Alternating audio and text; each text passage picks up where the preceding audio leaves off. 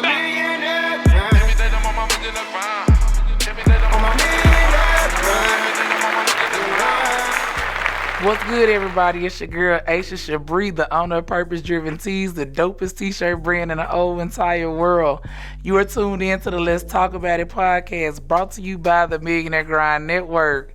So I got my friend here with me today. Why are you laughing? Because I was finna get ghetto, but I almost forgot. I didn't want to be ghetto with it. You.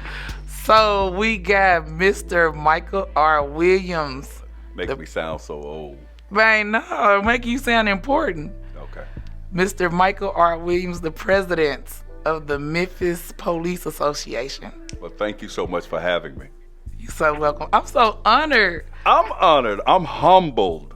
Well, me too. Okay. But I'm so humbled that I'm here with you because you're so important to me. Well, you know, as I shared earlier, for me, my first time seeing you for years was only on TV. Right. Only on the news. Only them showing us what they wanted us to hear you say. Right. Not necessarily everything you said. Snippets. Yeah. So when I met you in real life, like I said, I was awestruck, even though, I was there as the owner of my brand. It was like, there go the Police Association president. Wow. But you were so approachable that I had to come tell the world about you. Because they would have never, we don't see you till stuff get real. Stuff happens. Yeah.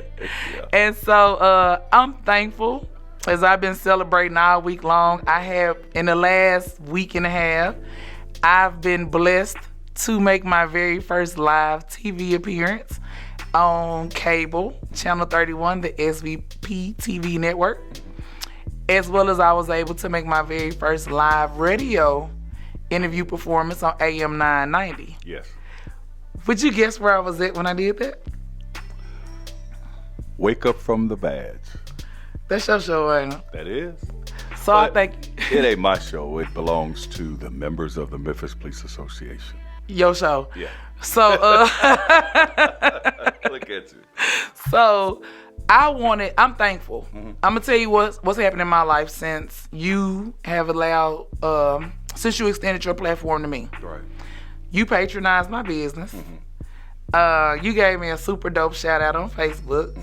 And as a result, a lot of other influential people or people, who's associated to you, who's connected with you, have commented about purchasing from me. Good. And so that's what I wanted to bring, because that's the importance. I want to talk about today the importance of our leaders supporting us with small businesses and using your influence to bring awareness. And I thought you were just the one-stop shop, with you being the police. That's how we don't like the police. 12.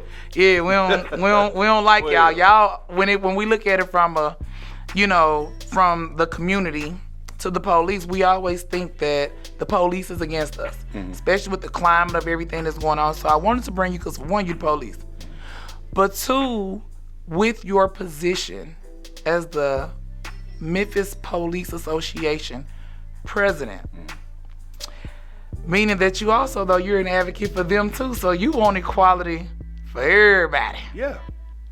I believe in fairness. You know what I mean? I think if you just love people, you treat people the way you want to be treated. A lot of times individuals, as they ascend to their perches that they sit upon, they forget where they come from. They forget that there were those that came before us that gave up their lives, so that we could have the opportunities that we have now. And I don't ever want to forget that. We always talk about, I could always go back to Scuttlefield. I could always go back to being hungry if I lose what I have. Could you really? Are you really willing to risk that?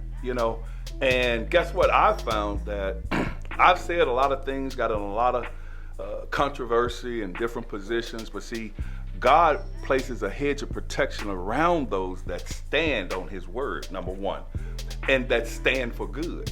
Because so many people have tried to come against me, and because I'm like a moving target. You don't know where I'm at. 1 minute I'm over here in the hood talking to Fast Cash or one of the other gangs or individuals or something like that, and the next minute I'm sitting down with the mayor. You got to be able to go from the boardroom to the streets and be real, because even those guys out in the streets, they just want you to be real. You know, they don't care. If you're the police, you're the police. You're a crook, you're a crook. But understand, the crook is your business, being the police is mine. But I'm going to treat you with respect still, because I do understand exactly where you're coming from. So. Yep, and I commend you for that. That's what stood out to me, is that from from our perspective, just being in this community, so many times I've seen black leaders in power who have sold us, in a sense. Ooh, that pisses me off. They get in there, they have no backbone. They take the title and they good with it, and if they get that approach of like, me and my family, we good. Long as we good. Yeah. And then not only that, because we good and because we're so selfish, now what we're gonna do, we're gonna move way away from y'all. We're gonna be off the grid, because now the plight of your community has nothing to do with me anymore. Right. I'm here to do my job, but they don't care about the situation they've left us all in. And so, again, going back, I'm so honored, I'm so thankful that you supported my brand, because out here with me being the owner of Purpose Driven Team. Why wouldn't I? Man, that's what I want to ask everybody else. Well, see, but that's, why they don't? But that's part of that's part of the problem. That's part of the reason why we find ourselves in the position that we're in. We don't have a lost generation. We have a left generation. Nobody is providing those bridges that they used to provide for us to be able to get out. You know, it pisses me off, because I travel in some of those other circles, and it's like, Mike, man, what you doing? What do you mean? Man, you passing up so many opportunities. You know, folk come to you and they say, well, hey, look, you know, if you do this, I'll do this. Nah, I'm all right. I'm straight. Well, if you do this, we'll make you comfortable, you and your family. Nah, I'm already straight. Because even on my Facebook page, I say the only thing I have is my integrity. I have 4 daughters. My integrity means the most to me. If I died tomorrow, I want them to be able to say, my daddy was a stand-up dude and couldn't nobody break him. Right. As a man, you know what I'm saying? And we got to get back to, you know, we out here, you know, with the Dracos and the SKSs and the Mac 11s and all of that, and we think that that's making us a man. That ain't making you a man. See, a man will look you in your eyes, you know, up close and personal. That's a man. A man has the ability to be able to do conflict resolution. You know, I wanna mind screw you.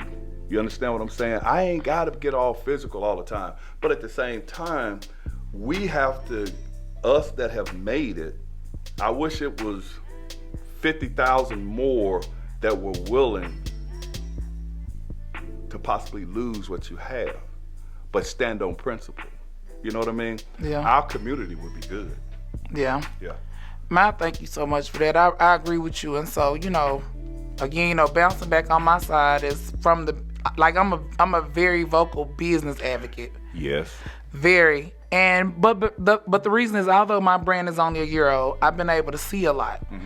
And I see, you know, like even today when I was on my live, when I was talking about, speaking of leadership, and I wanted to kind of talk political about this, being that even though your office it's not an elected position from the state side or the county, but still you know, but you still have to be voted in, meaning someone is dependent on you to represent them. Correct.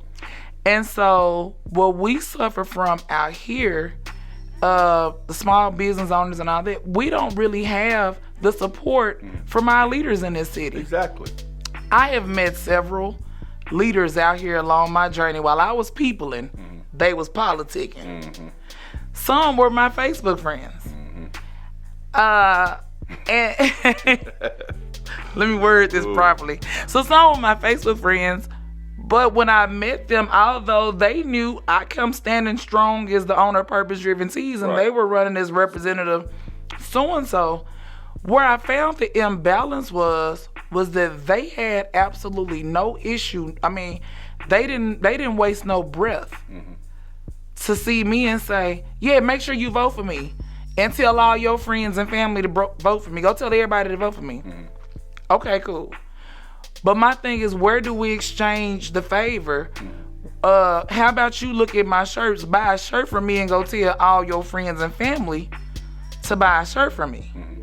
And so I think where the imbalance, I feel like, especially for these elected officials, I think they should definitely be supporting small businesses, the arts, and all of that, because when it's election time, most of them rely on donations from the people they quote unquote are gonna represent. But my thing is, where do we get the money from?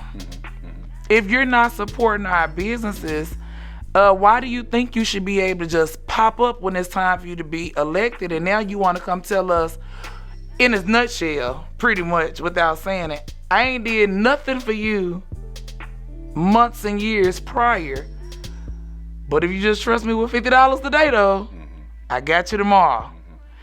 That sounds like somebody, a crook straight out the hood. You know, I mean, I'm just saying, in the sense, it's like, what were you doing before then? It's like, at what point do we really just, how do we get them to know we need them? Like, we don't know where to get funding from. It's kind of, I guess my cry is, how do we find out that which we don't know, that we know somebody know the information that can give it to us? Who's gonna help us? Well, first of all, they don't care.